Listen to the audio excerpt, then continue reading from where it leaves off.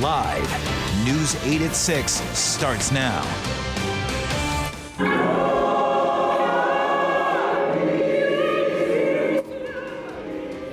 Remembering the lives of the fallen Dallas police officers, President Obama's call for unity. These are horrific shootings. Police officers can barely watch these videos themselves. And a local African-American police sergeant is weighing in on policing during these very tense times. We begin with breaking news tonight. 9 people sick after swimming in a pool in Old Mystic. Good evening, everyone. I'm Scott McDonald. I'm Ann Nyberg. It happened at the Seaport RV Resort and Campground on Campground Road. 6 of the victims, who were between the ages of 3 and 13, were taken to a hospital in New London. We're told some were vomiting, had difficulty breathing. Investigators took a look at the air and pool water, and we're told they didn't find anything out of the ordinary. Right now, the pool is shut down and will be closed for the night. It may reopen tomorrow. And a call to come together amid rising racial tensions. Today, at a memorial service for the 5 officers killed in Dallas, President Barack Obama asked Americans to open their hearts to each other.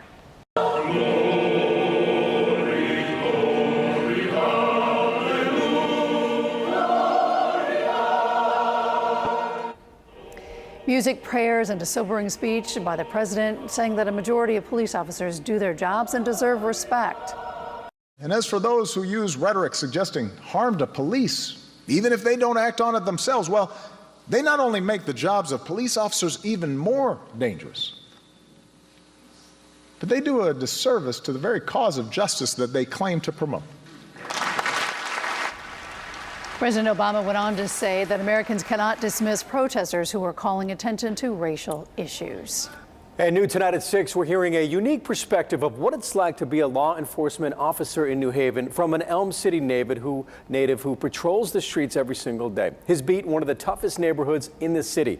That would be right here, New Hallville. News 8's Jason Newton reports tonight. There's been a lot of racial and ethnic tension across America between police and inner city communities like New Hallville here in New Haven that they serve. But there's a lot of gray areas. It's not very cut and dry. We spoke to one man who sits on all sides of the divide. He's a black man, he's a Muslim, and he's also a sergeant for the city police department. Issues. What's up there, my brother? Good? All right, how you been? Sergeant Shafiq Abdusabur is the type of cop who never rolls his windows up. It's easy to see the reason why. Oh, yeah. My wife. So you cooking the pancakes?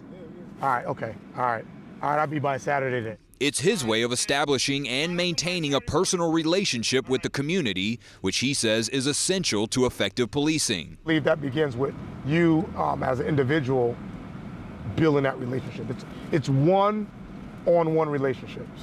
As a black man, deadly police shootings of black men in Louisiana and Minnesota last week horrified him. There's a whole lot of techniques to use to engage the community, under dangerous circumstances would often result instantaneously to gunfight.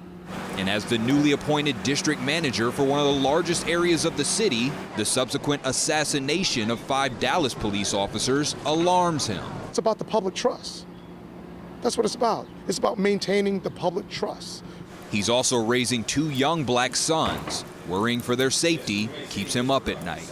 Because I'm worrying about 2 things. I'm worrying about him being stopped by a police officer, not particularly in New Haven, but in some of the suburban towns. I'm concerned about him also being assaulted by another black male who might be carrying a firearm, because these are the 2 threat levels that African-American men face in America. As a practicing Muslim, it makes him a member of yet another potentially marginalized group.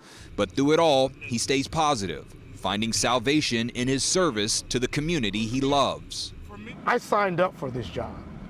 I wasn't drafted. I could work any place I want. I could leave whenever I want. No cop has to be on the job. We do this job because we decided to do this job. Now, obviously, Sergeant Abdusabur is a man with many ideas. Well, he wanted to get those thoughts down on paper, so he's coming out with his 2nd book. The topic is policing in the community. Reporting in New Haven, Jason Newton, News 8.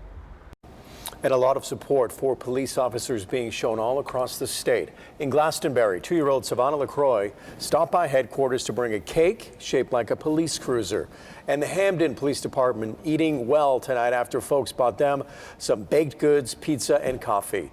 So show us how you are supporting your local police department. You can send it to us through Report It at WTNH.com or upload it to the Report It app, and you can do that right on your smartphone. The goal of a meeting underway as we speak in New London is to figure out ways to improve race relations along the shoreline. A branch of the NAACP is talking about last week's shootings in Dallas, Baton Rouge, and in Minnesota. News 8 reporter Tina Detel is covering the story. This is the regular monthly meeting for the Greater New London NAACP. But in light of what's happened in the last couple of weeks, the folks here wanted to make sure that this was an opportunity to get more people together. We do a wonderful job with rallies, but we need to just have a conversation. Jean Jordan was heartbroken after seeing the murders of the Dallas police officers. She's hoping people will now come together and learn from each other's perspectives. We are not immune. We have had our incidents here in southeastern Connecticut. We don't want to have happen to our police what happened in Dallas, to our young men what happened in Louisiana and Minnesota. So this is a chance for everyone to put their cards on the table, get on the same page, and let's have a discussion and talk about it. Whether you're a member of the public or the police department, you are not only welcome, you are encouraged to come. In New London, Tina Detel, News 8. And stay with News 8 and WTNH.com, our free news app as well, for the latest on the officers killed in Dallas. On World News Tonight, you'll hear the emotional message at today's memorial service from Dallas Police Chief David Brown that's been in so much in the news these days. That's coming up at the bottom of the hour on News 8. A New Haven pastor is facing sexual assault charges tonight. The alleged victim is an underage teenage member of his church. Investigators saying 59-year-old Walter Williams of the Walk of Faith Church of Christ may have had as many as 6 sexual encounters with the girl over the past year. The victim's mother went to police after finding graphic messages between the two on Facebook. Detectives say he admitted to the sexual assaults and will be back in court a week from tomorrow. She will be the Democratic nominee for president. And I intend to do everything I can to make certain she will be the next president of the United States. Former presidential hopeful Bernie Sanders officially endorses Hillary Clinton for president today. Governor Dannel Malloy played a key role in reaching out to Sanders supporters as co-chairman of the Democratic Party Platform Committee. Meetings this past weekend in Florida. Chief political correspondent Mark Davis has Malloy's reaction to today's endorsement. After more than a year of verbally beating each other up and 35 days after Mrs. Clinton clinched the nomination, Bernie Sanders' endorsement today in New Hampshire is the final move in the attempt to solidify the Democratic Party for the final election. I think Hillary Clinton and Senator Sanders have done a lot to unify the party. I also think that Donald Trump has helped to unify the Democratic Party as well. Sanders, who attracted thousands of mostly younger voters to rallies in New Haven and Hartford, received nearly 47% of the votes in the April primary. His campaign had unsuccessfully sought to have Governor Malloy removed from the party platform committee co-chairmanship because of Malloy's criticism of Sanders' past support of a bill granting immunity from liability for gun manufacturers. Malloy noting today that a recent poll showed that 85% of Sanders supporters had already said they'd vote for Clinton. I think that this is helpful. Listen, I want to see a Democratic president. I think having a unified party will make it easier to do so. One of the issues that attracted younger voters to Sanders was his proposal for free college tuition. Clinton herself made Malloy's job on the platform committee more accommodating to Sanders supporters by including a plank that calls for free tuition at state schools for those under certain income limits. I think having the federal government play a larger role is not necessarily a bad thing. I would start by cutting the interest rate on student loans. And Malloy says what the party platform does is acknowledge that college tuition rates have gone up much faster than most other family costs, and that government-backed student loan rates are just too high. From the Hartford Newsroom, Mark Davis, News 8. All right, turning to the forecast, you get a chance to get out and enjoy it. Nice one today, Ann. It was just gorgeous Yeah, it out was. there. Can we get some more of these? Let's find out. Wasn't from too Fred. hot. It wasn't. No, it was perfect. Yeah. Tomorrow, temperature-wise, looking about the same for us. Just a live look at Middletown this evening, and it's beautiful out there. So the temperature doesn't change much tomorrow at the shoreline, but the humidity will be ratcheted up a couple of notches. 75 to about 80 right now at the shoreline, and it looks like mid-80s at this point. Very nice in Hartford County. 84 for Hartford, 85 for Windsor Locks. Checking in on these dew points. Again, over 60s where you start to notice a little bit of the mugginess. 65 for New London, but elsewhere still pretty dry out there. So a pleasant evening is underway. Some clouds off to our west here. A couple of showers trying to get scared up in the Hudson River Valley, but they're not going to hold together. Some clouds coming through for us overnight. It will not be as comfortable or cool as last night was. The temperature in general is going to be in the mid to upper 60s for lows to start the day tomorrow. And then it warms up pretty quickly tomorrow with a lot of sunshine early in the day. So your forecast for this evening goes like this: 77 at the shoreline at 7 o'clock and down to about 73 as clouds move through by 11 o'clock. Just a little bit warmer initially inland, but then about the same temperature by late in the evening. With the muggy weather in the midweek comes the threat of thunderstorms. I'll tell you when to expect those coming up in a few. And thank you, Fred. Pushing for changes inside classrooms all across the nation. Up ahead, we'll tell you about a bill one Connecticut lawmaker is proposing. That's next on News 8 at 6. A crackdown at farmers markets across the state. We'll tell you what authorities are looking for. And still to come, protecting birds in Connecticut. Action now being taken to ensure safety of our state's endangered species. Those stories and more when we come back. Connecticut Senator Chris Murphy wants to increase diversity in school systems around the country. The Stronger Together Diversity Act would allocate $120 million in grants to support recruiting, hiring, and training new teachers at specialized schools.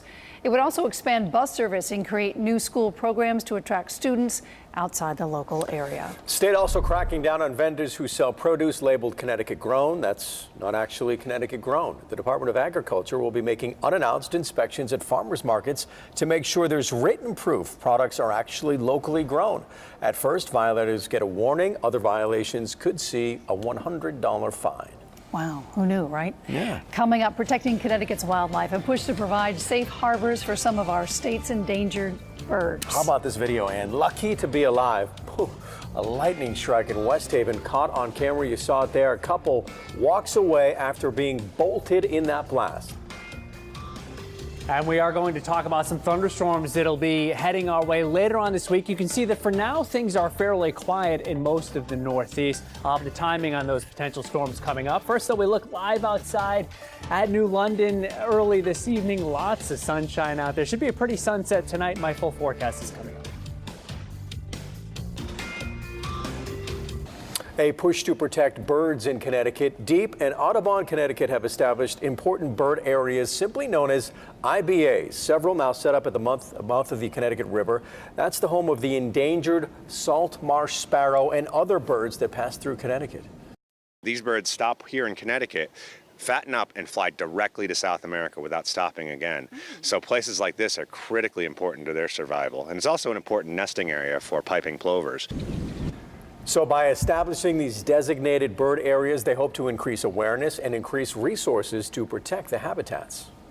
A video has just been released by West Haven PD of the moment a man and woman were standing near a tree that got hit by lightning last Thursday. Both of them were jolted. Here's what's left of the tree. This happened along Oak Beach Street. The couple was treated at a hospital but are fine. So lucky. I know. You saw the surveillance video of the tree coming down. Yeah. They were walking right by it. Yeah, scary stuff. And they were okay. The bottom line is, even if the latest lightning strike is, say, a couple of miles away, if you count the thunder, you know how long between the thunder and the lightning, still a good idea to get inside, because the next lightning strike.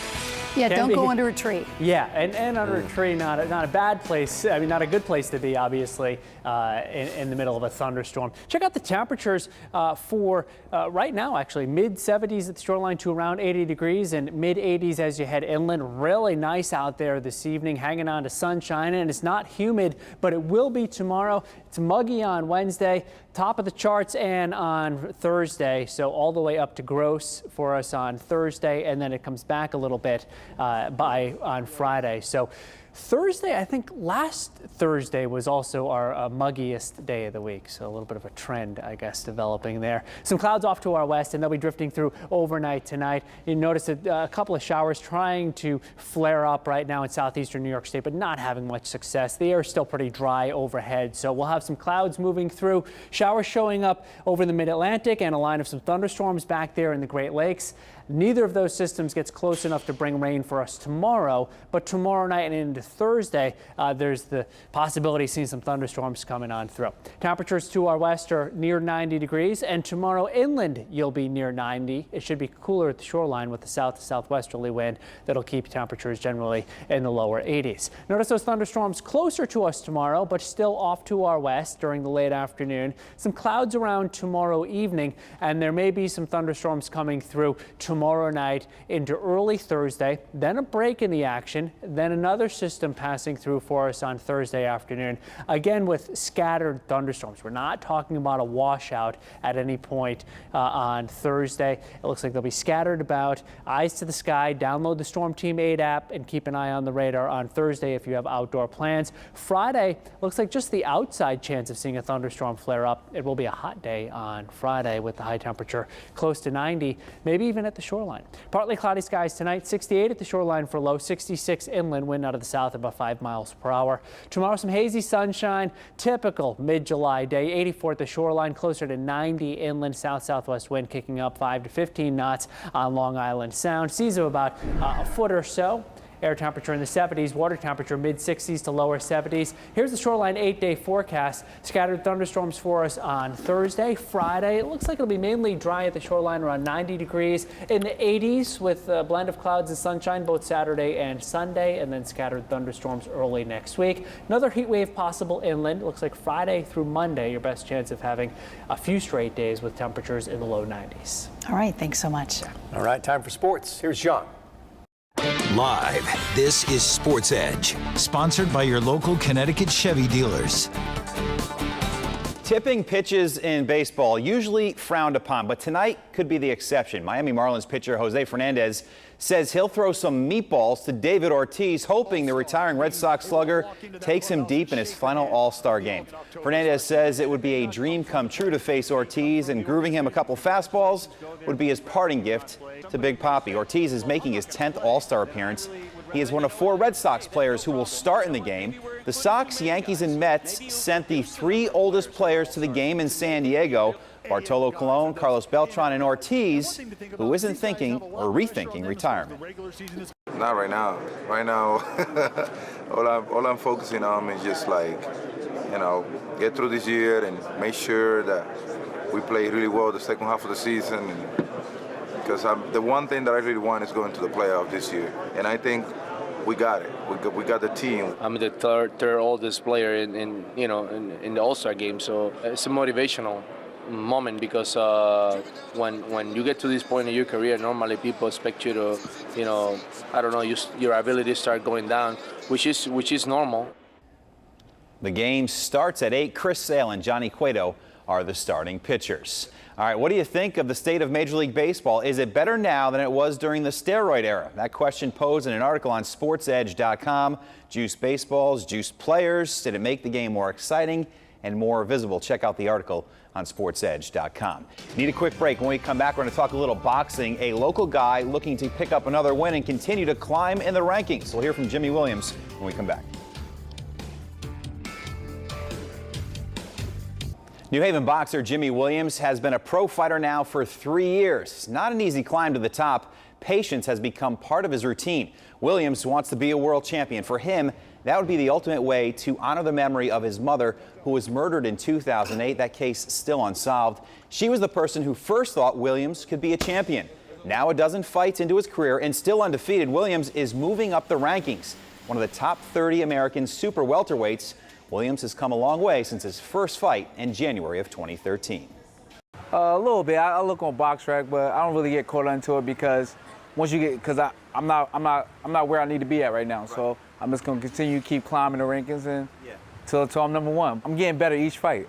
Each fight I'm going to get more confidence. Stuff is coming along great, but I know my time is gonna come. But I'm just taking one fight at a time and just keep winning. And his next chance to win will be next Friday at Foxwoods. He'll enter the ring 11-0-1. He's such an easy guy to root for, too. Yeah. So many bad things happen in his life. Always has that big smile on his face, though. He's working hard down there, too. He really is sweating it out, yeah. Good luck Thanks. to him. Okay, Fred, how do we look? Looking good for this weekend, actually a little better than what we were projecting at this time yesterday. Saturday, 88 degrees, partly to mostly sunny skies. Really won't be that humid around here on Saturday. And Sunday also looking fine with a blend of clouds and sunshine. It's not a lock at this point that the weekend is going to be nice. There are some computer projections that bring in the chance of showers at some point this weekend. But overall, I think we're in pretty decent shape here. In the near term, expected to get muggier tomorrow. Temperatures not too different than they were today, and then a shower and thunderstorm threat tomorrow night and again on Thursday. Not too bad. Ann doesn't like to hear muggier. Then we cross into gross. The muggiest. Muggy, muggier, muggiest. And tracking a potential heat wave coming for next week? Inland. Looks like Friday through Monday. Might have 4 straight 90-degree days. Alrighty then, summertime. Yeah, that's our time. Thanks for watching. Remember, you can get the latest news, weather, traffic anytime online at our website. That's WTNH.com. Good night. See you later.